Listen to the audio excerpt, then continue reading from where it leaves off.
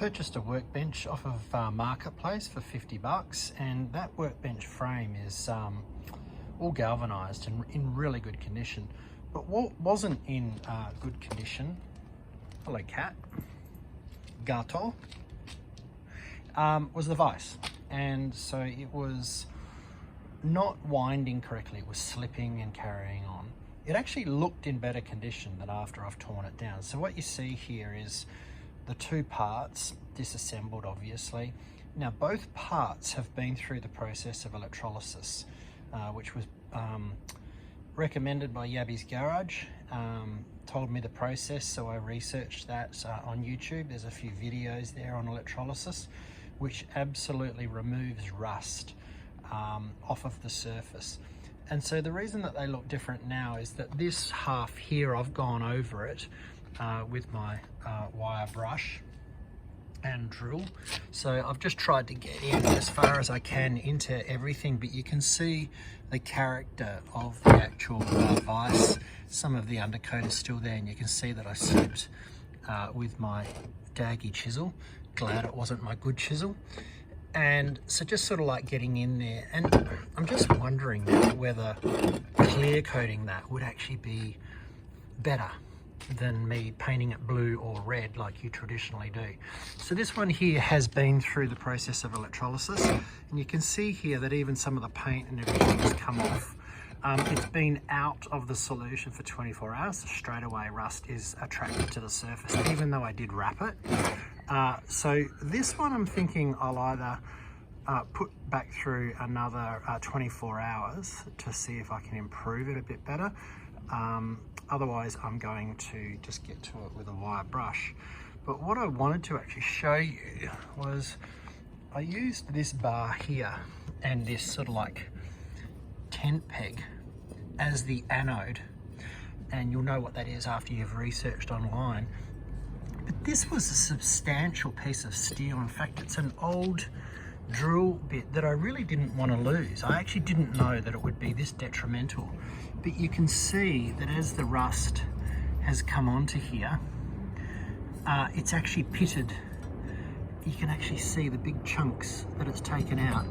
And this looks like a fuse wire now. So lesson learned is whatever you use as the anode, which is the positive side of the electrolysis, expect to lose it. So don't use something that is important. Every time I video, a plane goes overhead. That's Virgin Airlines on final to runway 10 right. If it was 10 left, he'd be further away from my house. So yeah, I just wanted to give you a bit of exposure to what electrolysis does. I found it absolutely fascinating, and I think it's something that I'm going to continue to use.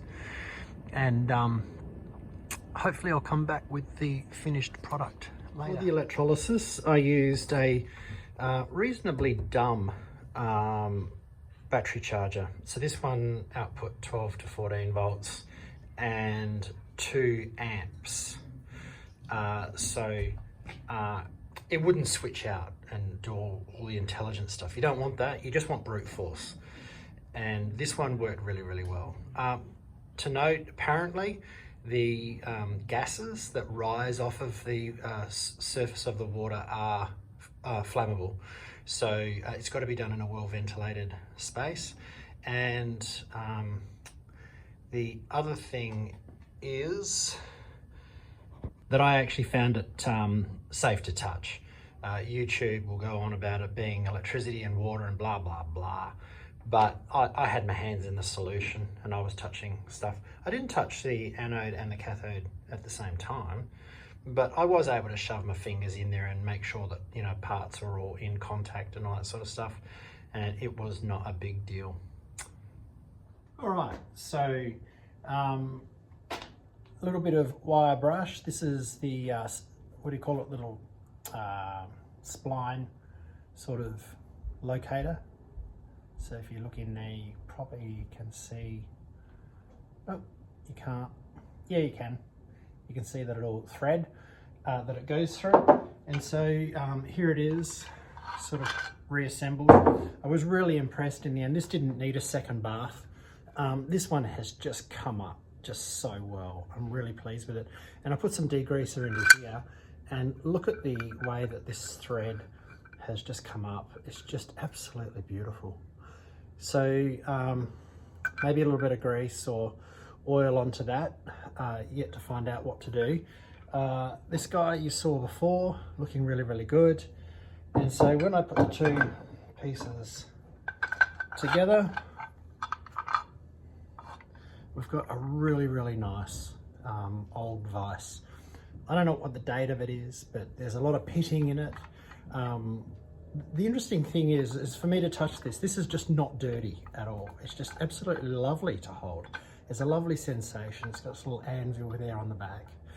And so I'm just going to reassemble this, and I'm just going to reach out to Yabby's garage and then just find out whether this can actually be clear coated. I mean, I can't undercoat it because that would just absolutely defeat the purpose. But maybe I can clear coat it just to keep the moisture and the rust off. And that way I can maintain the character and the age of this lovely vise. I'll probably end up just putting onto the end of this old wooden table because I think that that will fit really well. And I've got another bench that over there in the corner that I've got another vise for, which is brand new and more suitable to that because it's going to have a new look and feel. Anyway, so that's the renovation of the vise. 2 weeks ago I was sort of whining that I didn't have a vise. I always need a vise when I want to work on my bike, pull off the bearings and that sort of stuff. Now I've got two of them, come out of left field. A little bit of elbow grease, a little bit of ingenuity, thanks to Yabby's garage on the electrolysis.